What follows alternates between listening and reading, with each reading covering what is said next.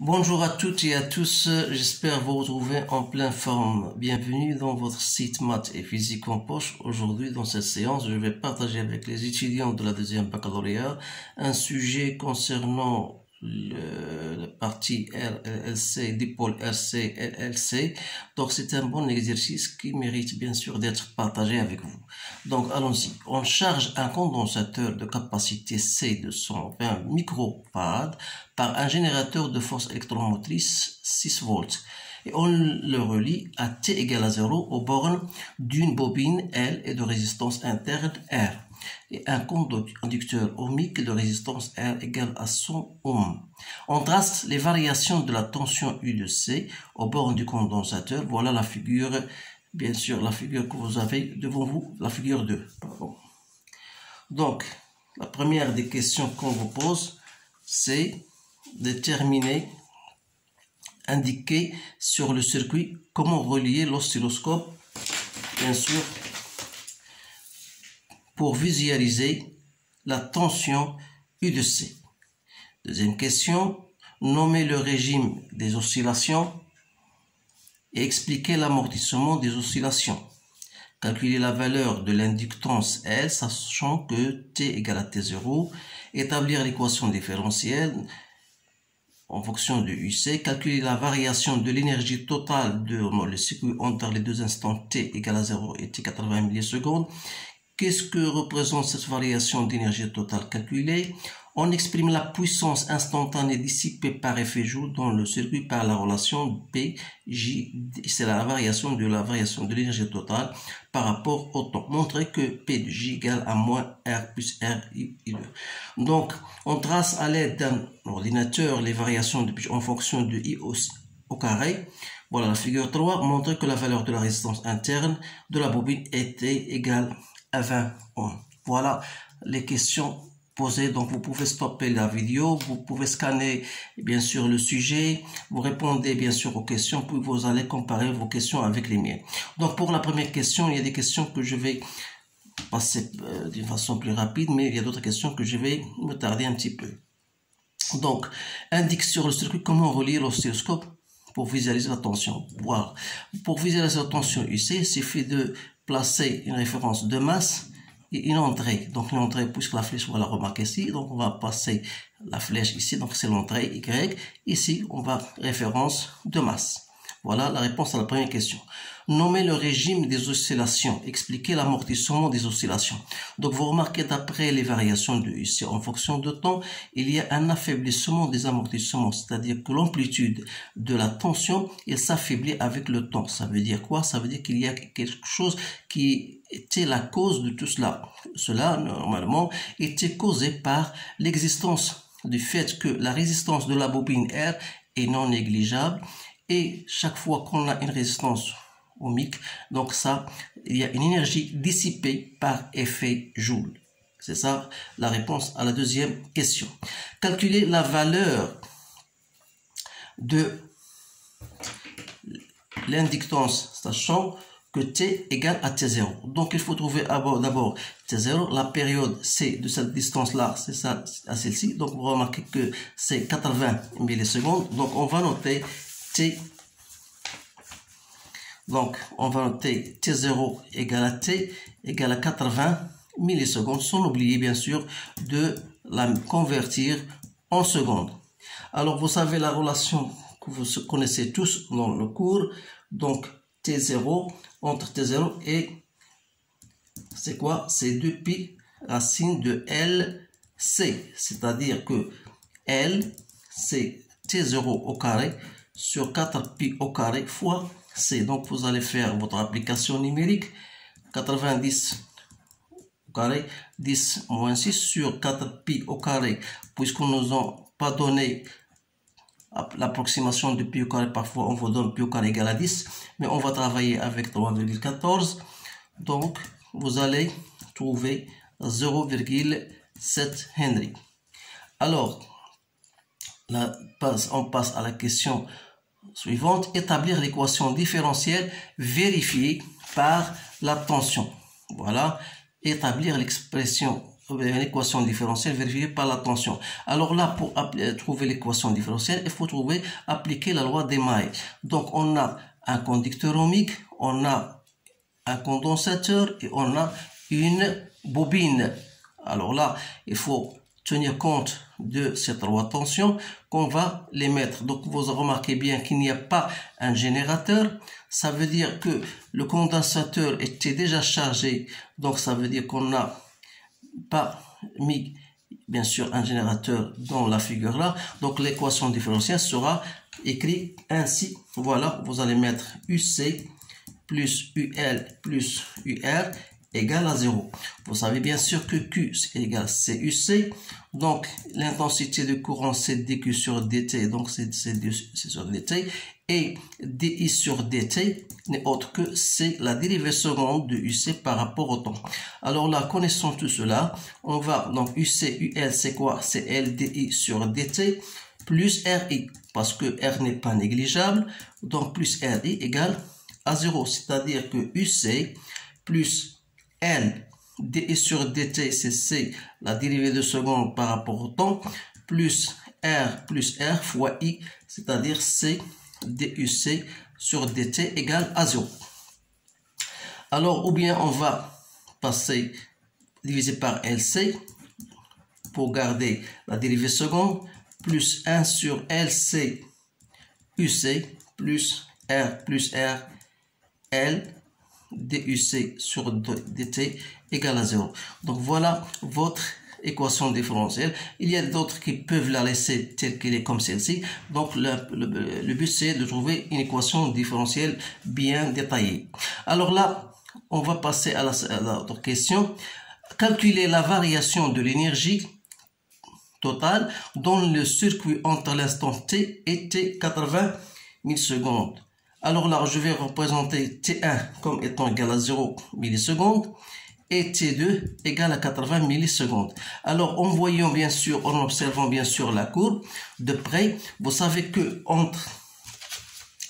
à l'instant T égal à 0, vous avez UC prendre la valeur maximale. Ça veut dire que la tension, bien l'énergie emmagasinée dans la bobine est nulle.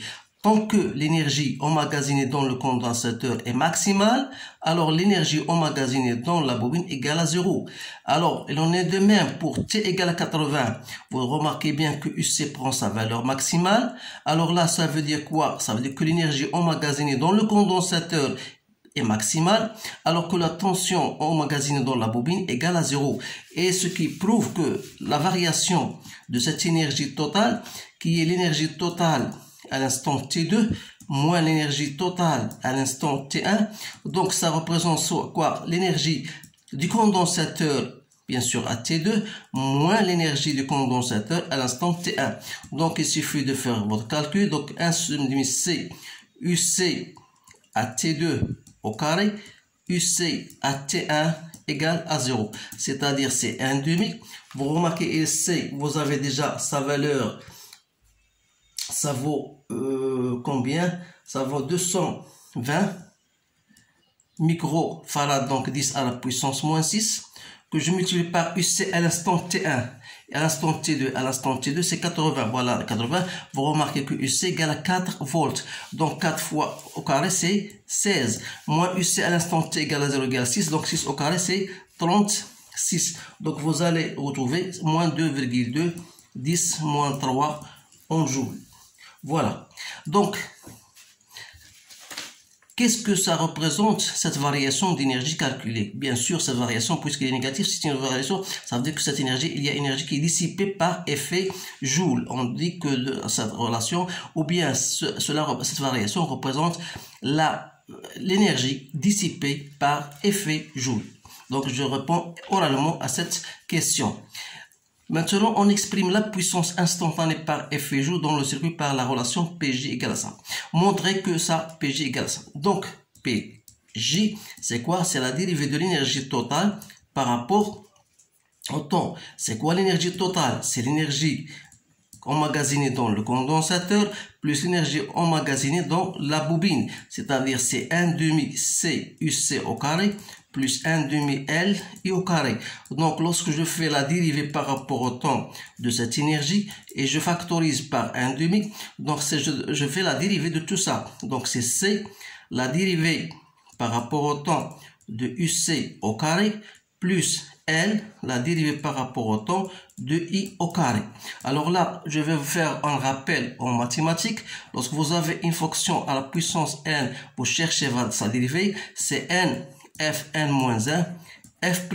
Appliquons cette relation, bien sûr, ça va vous donner C, la dérivée de ça, c'est 2, UC, DUC par rapport au temps, plus L, donc 2, I, DI sur DT.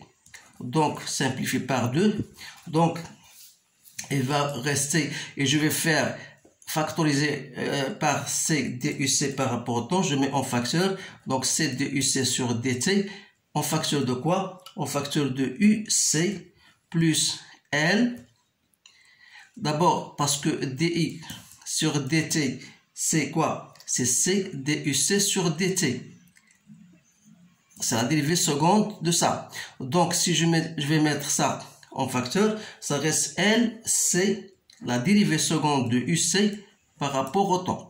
Je remplace I, c'est C DUC par rapport au temps, mais DI sur DT n'est autre que C, la dérivée seconde du UC par rapport au temps. Donc, d'après la relation que vous avez déjà vue, l'équation différentielle, vous remarquez que UC, voilà UC, plus voilà, UC, si vous multipliez par LC, donc vous allez obtenir DUC par rapport au temps. Pour bien simplifier, je vais mettre, pour bien voir ceci, voilà, j'ai C DUC sur DT. Donc, c'est quoi UC plus LC dérivée de seconde? C'est quoi? C'est d'après cette relation-là que vous avez ici. Donc, je ne vais pas d'espace. Donc, je vous multiplie par LC. Ça donne quoi? Ça donne UC plus LC DUC sur dérivée seconde. C'est quoi? C'est moins R plus R. L, ça va se débarrasser. Donc, moins R sur L DUC sur DT. Donc, vous aurez le temps de le faire. Tout simplement, à partir de cette équation, vous allez multiplier par LC pour se débarrasser de ce LC, et ça reste LC dérivée seconde du UC par rapport au temps plus EC égale moins de tout ça multiplié par LC. Donc ça vous donne R plus R C DUC sur DT. Donc puisque je n'ai pas d'espace, donc je vais la mettre directement. Donc c'est quoi? C'est moins R plus R C DUC sur DT. Donc c'est moins R plus R C au carré DUC sur DT au carré. Autrement dit, donc PJ c'est moins R plus R. Ça c'est quoi? C'est bien sûr c'est I. Donc c'est I. Donc ça vous donne I au carré. Voilà, c'est bien le résultat qu'on veut trouver, bien sûr. Maintenant, la dernière question, voilà, on trace PJ en fonction de I au carré de la figure 3. Montre que la valeur de la résistance interne est égale à R. Alors là, d'après la courbe, vous remarquez bien que c'est une fonction linéaire. Donc ça veut dire quoi? Ça veut dire que P de J en fonction de I au carré, c'est une fonction linéaire, donc de type A et au carré. Alors A nous représente la pente, c'est-à-dire que A c'est quoi? C'est la variation de P de J par rapport à I au carré. Vous essayez bien sûr d'après, par analogie, on a moins R plus R I au carré, ça veut dire que A n'est autre que moins R plus R. Donc essayez de trouver A, donc c'est facile, il suffit de trouver deux points. Donc vous avez ici moins 0,03, donc voilà, moins 0,03 que je divise par 250. 250 quoi? Ici en milliampères au carré, donc il faut la reconvertir en ampères, c'est-à-dire vous allez multiplier par 10 à la puissance moins 6, ce qui vous donne moins 120 bien sûr ohms. Alors là, R plus R égale à 120 ohms. Donc, R égale à 120 moins R qui est 100. Donc, c'est bien 20 ohms. Donc, voilà la réponse à ces questions. Donc, je trouve que c'est un problème qui mérite bien sûr d'être partagé avec vous. Donc, essayez de le répéter 2 ou 3 fois pour installer dans votre esprit tout ce type de relation, parce que normalement on donne ce genre de questions à l'examen. Donc, je vous souhaite une bonne chance et je vous remercie de votre attention et je vous dis à bientôt.